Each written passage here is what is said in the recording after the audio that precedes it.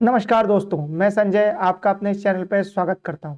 Trump का America के राष्ट्रपति बनते ही पूरी दुनिया पर इसका असर दिखने लगा है। डोनाल्ड ट्रंप ने आते ही बांग्लादेश की फाइनेंशियल एड बंद कर दी है। इस न्यूज़ को इंडिया और बांग्लादेश में एक्सटेंसिवली कवर किया जा रहा है।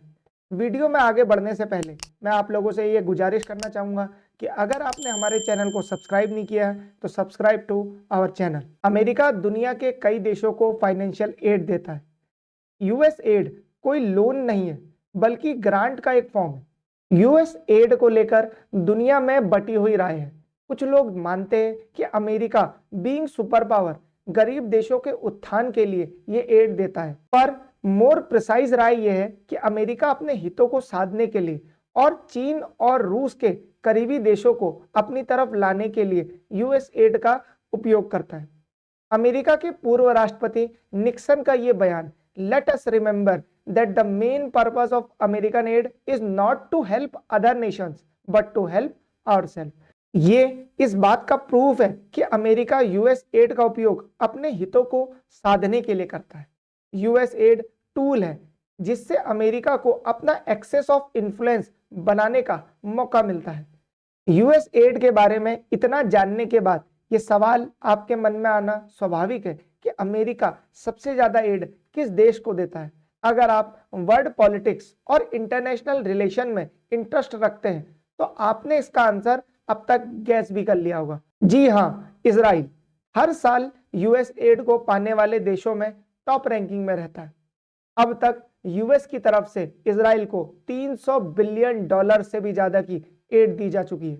इजराइल मिडिल ईस्ट में यूएस के लिए एक बहुत ही इंपॉर्टेंट पार्टनर है।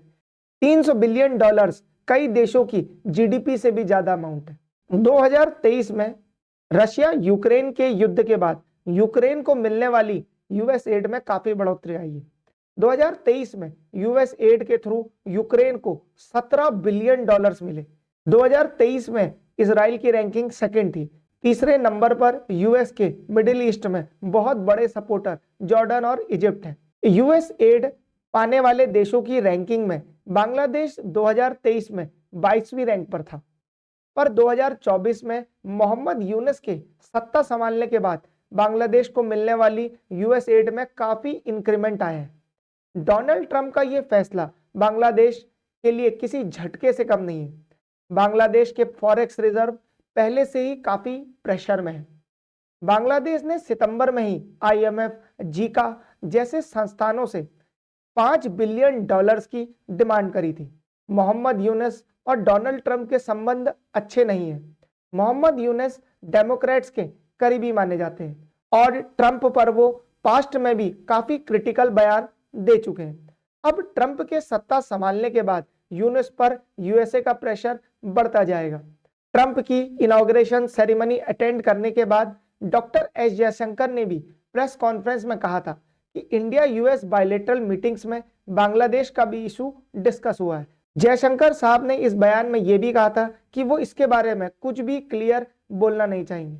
अब इंडिया यूएस बायलैटरल मीटिंग्स का असर दिखने भी लगा है। हमने भी इस इंटरव्यू का ये पार्ट कवर किया था। हमने अपने चैनल में 3 दिन पहले ये वीडियो पोस्ट करा है। भारत पर डोनाल्ड ट्रंप के इस फैसले का कोई डायरेक्ट असर नहीं पड़ेगा। यूएस गवर्नमेंट से इंडियन गवर्नमेंट को ना के बराबर एड मिलती है, पर हाँ, भारत में ऐसे कई एनजीओ हैं जिन्हें यूएस से बहुत ज्यादा मात्रा में एड मिलती है।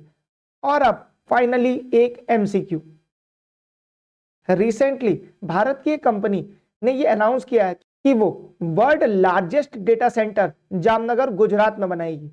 आपको ये बताना है कि इनमें से वो कौन सी कंपनी है। जो भी इसका सही आंसर देगा उसके आंसर को मैं हार्ट दे दूंगा ताकि बाकी लोग भी इसका सही आंसर समझ पाए।